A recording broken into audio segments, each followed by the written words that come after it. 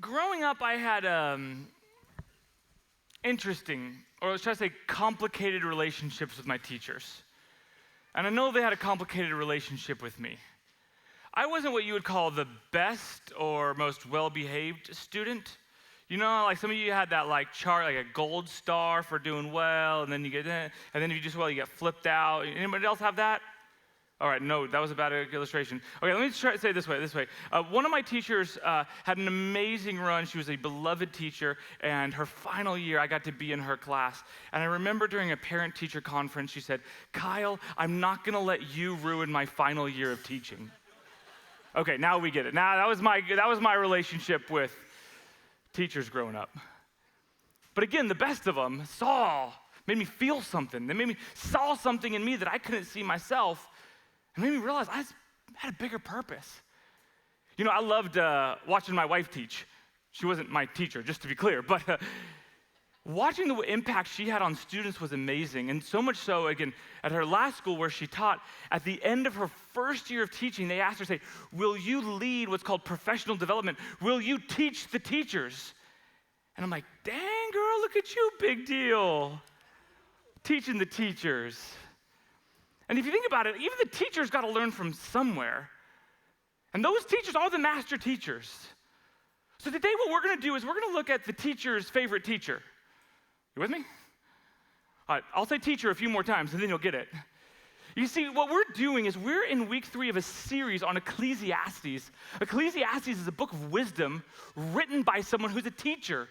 Traditionally, it's ascribed to Solomon as the author, though the name Solomon isn't actually in the book. The way that the author is described is the Hebrew word kohelet. Say it with me. 1, 2, 3, kohelet. All right, and if you add a little and you sound more spiritual, kohelet. And he's described as the master teacher. And what he does is he says there's an even better teacher. And he brings all the students in. Let me tell you who's a better teacher than even I am. He says, "Man, I've accomplished everything in business. I've been successful in foreign affairs and politics. I've had a thriving love life. I've been able to go and learn from the best teachers. And after all of my years of experience, now you call me the kohelet. You call me the master teacher. But let me tell you who the greatest teacher is." And all the students lean like, "Who is it?" And the kohelet says, "The best teacher is death." And all the students like, this got real weird real fast. And everyone's like, "Oh, I understand who this teacher is.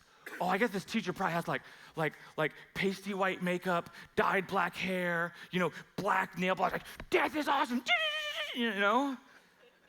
But it's not. It's this weird, startling idea that death can be a teacher. But can I tell you, this is what the kohelet wants. It's actually trying to get your attention by calling your attention to death, and it wakes you up. Has anyone ever experienced or seen smelling salts when someone gets knocked out or unconscious? Maybe you're watching a football game and someone gets knocked unconscious, they put the smelling salts on. Now, I wasn't allowed to play tackle football in a league growing up because my parents were great parents and they loved me. Sorry, that's make me say like those who didn't. I was actually making fun. Let me try this again. So what I did was I'd play tackle football out with my friends, and there'd be no pads and no protection, which was even better. And so I was still mad at my parents here 32 years later that they never let me play. But when I'd see people in football have the smell salts, I never experienced it until I was skiing. Back in the days when we skied without helmets, and boom, I had a concussion, and then they bring the salts up. And it was interesting. I never realized what they did. The smelling salts are a way to test if you're alert. And the way they test is not by having the most beautiful potpourri you've ever had. It's actually an obnoxious, irritating ammonia. And if you can't smell it, if you're not startled by it, it means you're not awake. And that's what the kohelet wants you to do. He wants you to be startled by it so that you're awake. But here's the other thing about these smelling salts. I always assumed that when you had that moment, your insights and instinct and focus would be totally dialed in so you can focus better on the next thing. And some folks do. But others, it's actually the opposite. Some of it numbs and dulls them, and they're actually not in tune with what's going on. So today, the Kohelet gives us smelling salts, introduces us to his favorite teacher, death. And I want to invite you to learn this lesson that will transform everything. So if you have your Bibles, your smelling salts, go ahead and go to Ecclesiastes chapter 7.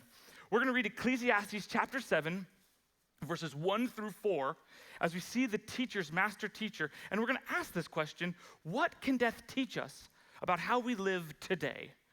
What can death teach us? Ecclesiastes chapter 7, verses 1 through 4 goes like this.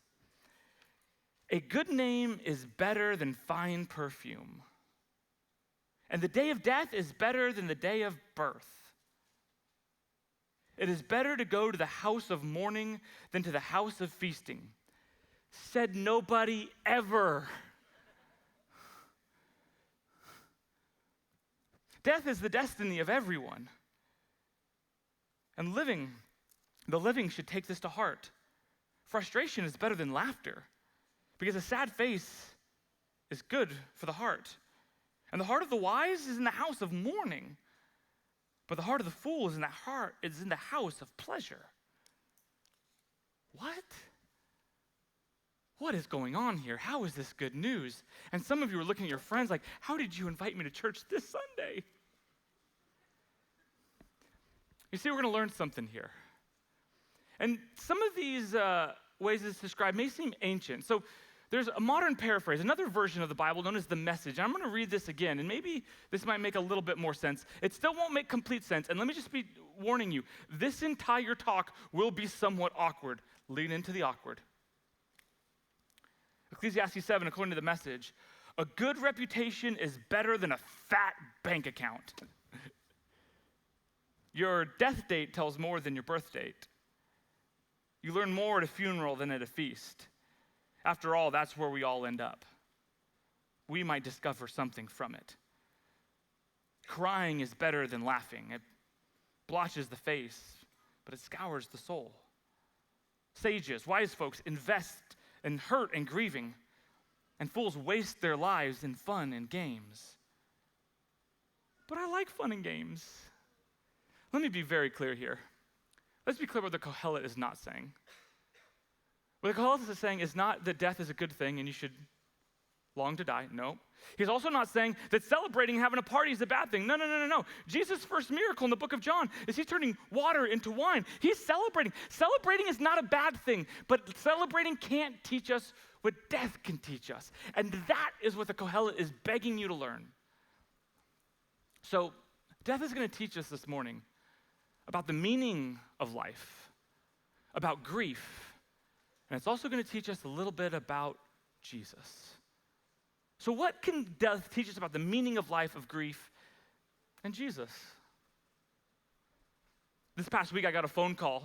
Someone in our church says, hey, my father-in-law is in the hospital. He's approaching 1 month, and we think he could be gone any day now. So I said, hey, is this one of those things like I got to come today or I got to come, by the end of the week? What is he like? No, you got to be here today or tomorrow because he's not going to make it. He's 86 years old. He's never been in a hospital before except for when he was born and when his kids were born. This is a strong dude, 86 years old, never been in a hospital. He's known for his accomplishments.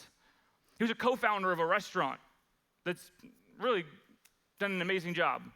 They have some of the best pizza and pizookie you've ever had, if you catch my drift. And his legacy was this amazing restaurant.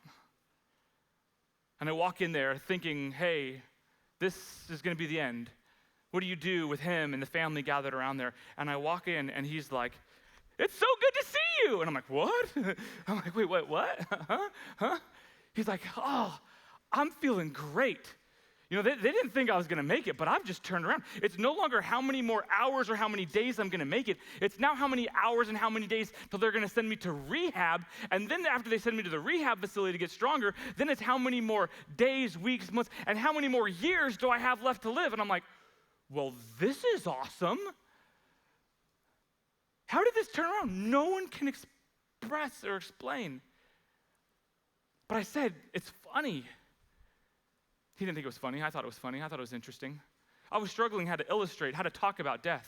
And so I said to him, I said, we're actually talking about death this Sunday. And he was like, glad I'm missing that one. I said, you can watch online. I said, as someone who's gotten this close to death, what have you learned from it?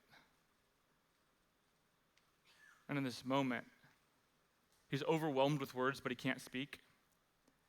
He's overwhelmed with feelings, and he doesn't know if they're happy or sad or some combination of all of them. And he said, here's what I learned. The things that are most important to me are all right here in this room. It's my family who are here. It's my kids and grandkids who have traveled from all over to be here. And yeah, most of them had to go back to their real lives. But the people who are here, he says, the two things I wish I would have valued more. It wasn't the growth of my business. It wasn't the accomplishments or the accolades. It was this. It was the people that God had put in my life. And second, he said this, and I wish I would have spent more time going to church and connecting with God. I wish I didn't have to be in this room to feel so connected to God. My whole life, I know God was there waiting and inviting me patiently. And so every day I have, I'm going to spend and value the people who I love the most and realize that every day I have is a gift from God. And here's the thing. What he didn't realize is he said something brilliant that philosophers and theologians have said in so many ways, and that I think, again, death can teach you today. And here's what I hope you learn from him. I hope you learn it from you not having to be in that hospital room. I hope you learn it before someone you love passes away. But let me just tell you something that he learned from death is that this life comes to an end. But this life is not the end. After life, there are two things that last. Two things that last for eternity. And death teaches us this. Number one is people. Human beings last forever. They were created by an eternal creator, and they will live their lives forever, with or without a relationship with God. And the other thing that lasts forever is God, your creator, who invites you and says, this life is act one, and preparing you for all of eternity. And he invites you. He says, I want to spend eternity with you. I created you because I love you. He sent his one and only son, Jesus Christ, to save you from yourself, to say, this is who God truly is. And I hope and pray that you want to spend eternity with God. And he's a gentleman. He will not force you to do anything you don't want to do, but he invites you. This man, who's accomplished more than most of us could ever dream, has said all of the restaurants and all of the dollars and all of the accolades don't mean as much as the people in my life and the God who gives me breath every single day. Those are the things that matter for eternity. And those are the things I want to invest in. Teaches us the meaning of life, the things that really value, people and God. So I walk out of the room and I'm like, what is going on here? I'm like, I thought we were gonna be like planning a funeral. I was gonna say, what songs do you want to sing? What's going on here? And then I walk out like, I wasn't expecting that. And the person who invited me was like, I didn't expect that either. And she's like, I'm feeling so good that I'm like, of course you're feeling good. She said, no, can I tell you selfishly? I was like, we do honesty around here. She's like, I was so nervous because they said they were gonna ask me to speak at the celebration of life, and I didn't want to do it. And I said, I'm not saying you're a selfish person because you're more glad that you don't have to speak in front of public than him being alive, but you can deal with that yourself. I didn't really say that. She and I do have that type of relationship. I almost did. But I said this instead. I said, it's amazing. All these people came and said goodbye. And other people were also wondering if this is the last time we see him. The next time we're all gathered here may not be in a hospital room. The next time we're all gathered together may be a celebration of life. And you and everyone else has said, what are the things that we're going to say about dad or grandpa at that celebration of life? I said, so here's the crazy thing. We thought this would be the last room. We thought this would be the last chapter. And now we realize he's going to rehab. And then once he gets out of, again, rehab not for substance abuse, but just to get stronger, just to clarify. What if you had a celebration of life while he was still alive? She said, huh? She said, every single one of you want to say what you meant, and every single one of you want to gather together to celebrate this amazing life. You had this opportunity to let death teach you what this person meant to you. Allow yourself to get together for a celebration of life while he's still alive. When you're that close to death and you're 86, it's going to be not that weird. It will be a little weird, but a lot more awesome. And she said, I think we're going to do that. Because here's what death can teach us. Death can teach us about what we want the end of our life to look like. Because here's what I can tell you.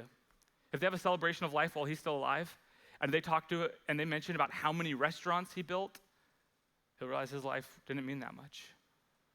But when he learns about the way he made them feel, that he saw them, that he said, you are created for a bigger purpose, that will be the moment that they all value. So let me just ask you this, friends. Do you live the life today that you want talked about at your funeral? And I get that this is uncomfortable, but you've got to lean into it, because to be honest, it shakes me a little bit. As I was thinking about this sermon this morning, do you know what I did? I went on my phone and I deleted social media because I'm like, why am I spending all my time distracting myself when there's people right there in front of me? I'm missing the most important things. I looked at myself and I was like, why do I care so much about being in the 92nd percentile of chess.com? No one cares. And the only people who care, like, Kyle, you really are that big of a nerd? I am that big of a nerd.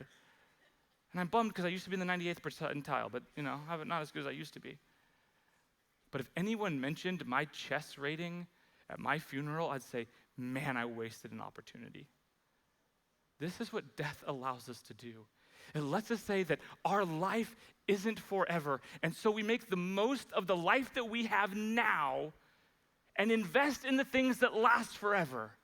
People and our relationship with Jesus. Smelling salts. Let it wake you up and say, have I been walking numb through life, or have I been living a life that I'd be proud of at the end? Let it hauntingly sit with you. But it's not just that death teaches us about purpose. This passage also says some things that, can I be honest, are difficult. It's not that just death teaches us. It's not just that we feel something. Not only shows us who we are, it not only calls us into a bigger purpose, but also what this passage does is it says this: it's better to go to a house of mourning than to go to a house of feasting. Do you know what I've never heard anyone say in my whole life? Oh, I'm so glad I get to go to the funeral instead of that party. I'm so glad that we're going to get together and cry instead of laugh. I've never heard someone say, oh, you know what one of my favorite places is? The funeral home. Yeah, we all feel the awkward. Good. Why does the teacher, the Kohelet, think that grieving is so important? Let me just talk about grief for a moment. We live in a culture that struggles with grief. And let me just illustrate. For those of you who maybe never traveled outside of the United States, or maybe, again, aren't familiar with kind of dominant American Christian culture, let me just say, one of the ways that we try to do grief is we try to do it as short as possible, which is actually abnormal in the larger world. In the Jewish community, again, it was 7 days of sitting Shiva, 7 days where life stopped and you were just together, mourning, crying. But the whole period of grieving was about 30 days. Greek Orthodox culture, it's not 30 days, it's actually 40 days. And they'd have between 3 or 4, depending on your tradition, 3 or 4 different communal prayer gatherings throughout that time. And one of the things they said is especially those 40 days were actually very important for the widows who lost their husbands, or husbands who have lost their wife, because they've got to realize, oh my gosh, I got to figure out how to do life without this. In Hindu culture, 13, 14 days. And for us, we think of it as a sign of things like, I went to work in the morning, I went to the funeral in the afternoon, I got all my work done, I didn't even have to take a PTO day. Look at me, I'm strong. I'm not trying to pick on anyone, but I'm just trying to say is there's something this passage is inviting us into, and that is we have to be able to sit in the discomfort of grief. Because grief is a gift. And I know that cuts against everything you ever believe, but let me tell you, grief is a gift because grief is a way that connects us to gratitude for the life we have. Grief, the bigger the grief, it's usually the bigger the loss that we've had.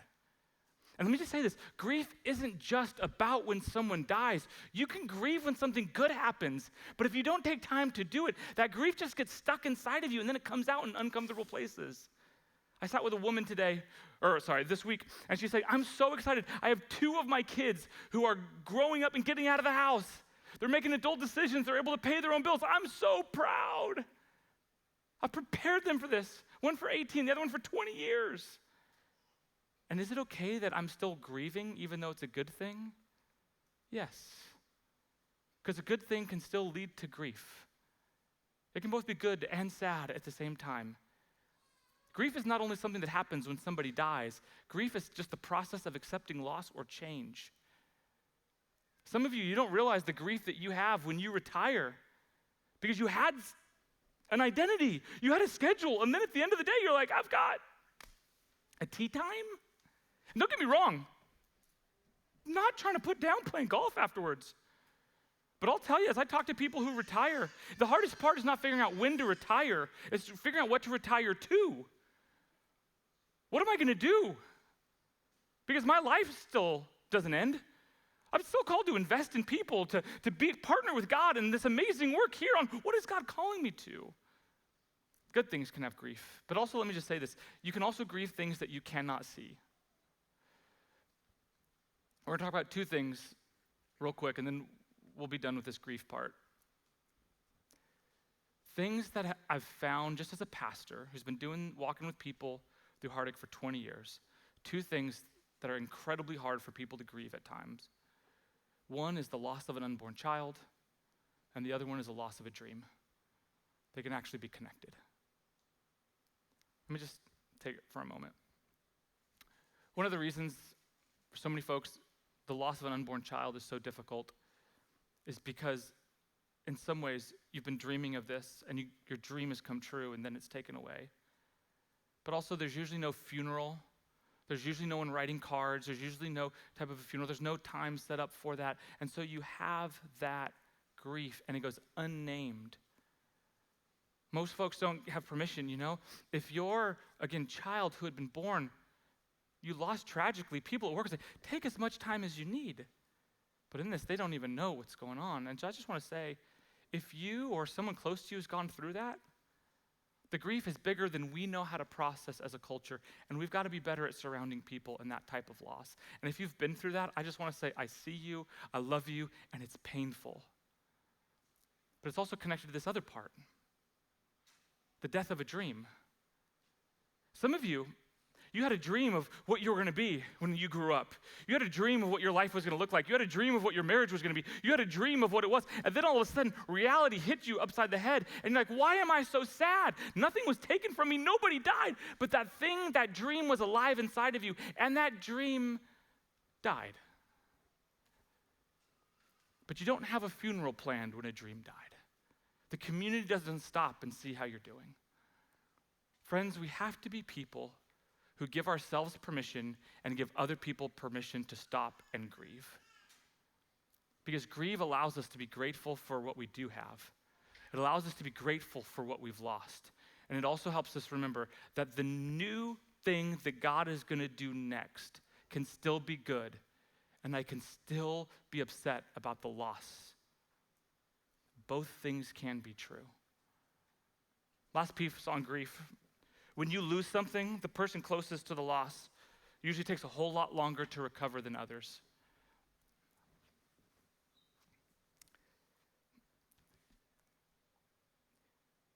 For those of you who are in it, feel free to take longer than you ever thought you needed. And for those of you who have a close friend who's lost a loved one, put a reminder on your phone.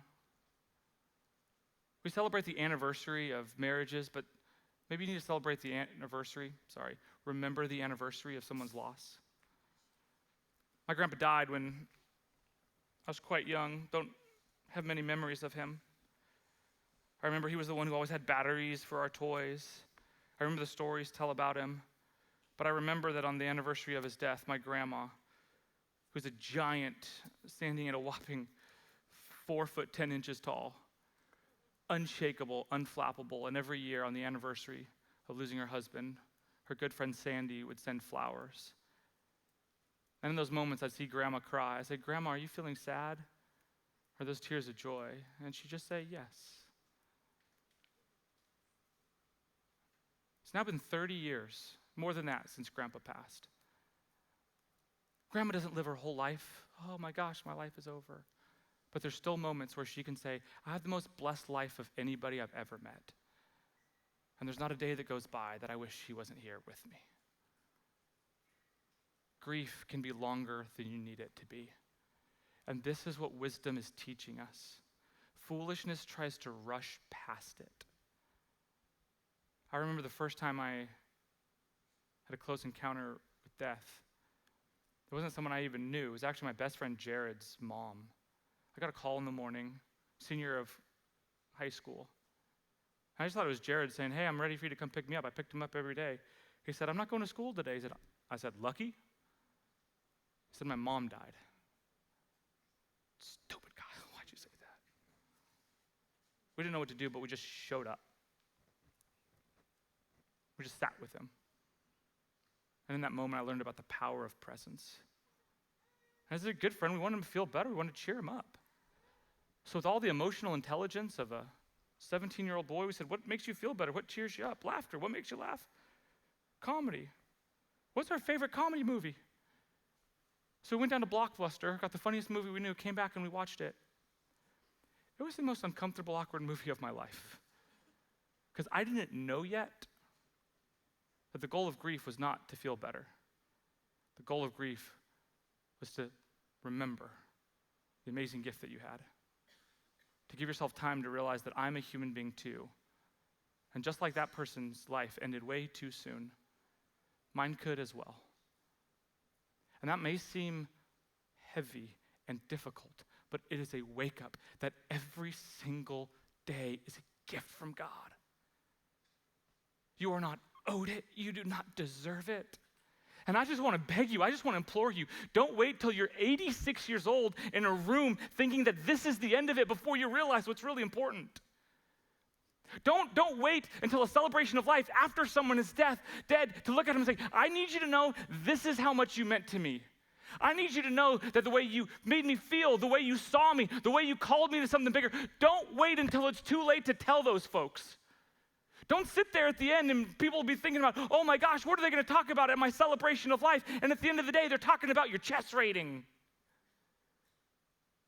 Live a life today that echoes in eternity. It's one of my favorite lines from the movie The Gladiator. What you do in life echoes in eternity. The lives you touch echo in eternity because people live forever. The way we live now prepares us for how we will live in eternity. So as the worship team comes out, I want to end. The Kohelet says that death is a great teacher, an uncomfortable teacher, as we've all experienced over the last 28 minutes. But death doesn't have the final word. Jesus teaches us something about death, some of which we can model and follow, and some of which is him transforming our understanding. You see, when God comes as a human being, he experiences grief. His father, who we hear about early in the days, we don't hear as he's older, he almost certainly experienced the early death of his father, Joseph. Jesus experienced grief. He had loved ones pass. And Jesus didn't say, it'll all be okay in heaven. He says, no. Jesus wept. But also Jesus experienced it. When he was struggling, he said, will you guys come and be with me and pray with me and sit with me? Because we can't change the future outcome, but I just don't want to be alone in this. What Jesus modeled is the power of presence. That simply being with somebody, being in the uncomfortable with them is one of the ways that we show someone that we love them. Not just by making them feel better, and that's not bad, but by saying, I love you enough that I can be with you in the uncomfortable. And I will sit with and I will hold some of that uncomfortable. Because that's what Jesus did for us. He came in solidarity and sat with those who are hurting. He cried with those who are crying. He experienced it himself. And so there's something about solidarity that makes you live and love like Jesus. And when there's people around you who are hurting and they feel alone, sometimes your presence is the closest thing that they may experience to the presence of God. Because the way that God shows up in your life, in your love. Jesus didn't show up as an idea or well-wish. Jesus showed up in the flesh. Let us be a people who stand in solidarity with those who are grieving, as God stood with us. And while we want death to be a teacher, death doesn't have the final word. Jesus came because death is a reality, but he also came to defeat death. He came to say that death doesn't have the final word. So much so that it's his life, his death, and his resurrection that has the final word. Usually people say, no, death is the end. And Jesus, no, because he experiences death. He goes into the grave, and when he's resurrected 3 days later, he says, death has lost its sting. Oh, it may still hurt, but it's no longer the end of the story because Jesus has defeated death. Love has defeated death. Resurrection has given us hope that the story does not end there. And what I want to tell you, friends, is yes, there are moments where we will sit in the eye-opening reality of death, reminding us what's really important. There are moments where we will live overwhelmed by the grief of loss, but in that we can have hope because Jesus says that you can have life and have life eternal, and he invites you and me into that. And he says that eternal life can begin today. Let the way you live echo in eternity. This passage seems crazy to me.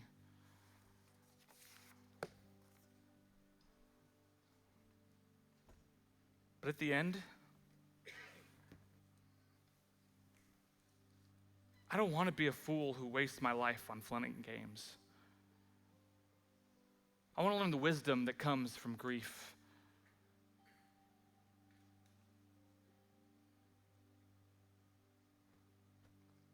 I don't like to cry, but sometimes tears say things that my words don't know how to. You learn more at a funeral than at a feast.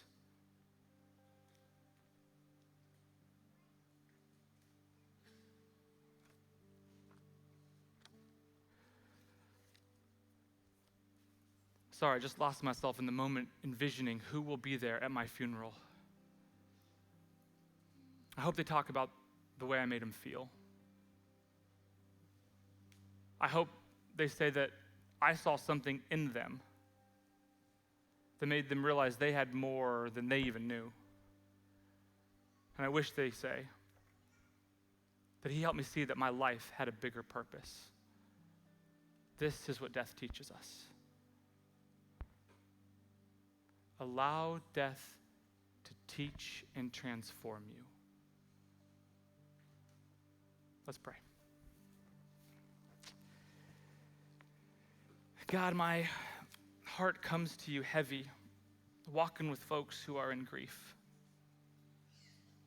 My heart comes to you grateful for the miracle of life that you give. Lord God, I pray that you would teach folks, and you know. For people who need permission to grieve, God, give them that. For people who can be a comforting presence, Lord God, I pray that you'd show up in and through them as they comfort those who are hurting. For those of us who are living lives more interested in fun or accolades than impact in eternity, God, I pray that this would be a wake-up call to us. Lord God, give us a vision of our funeral, of our celebration of life. And let us live a life today that is proud of the story that they tell about us.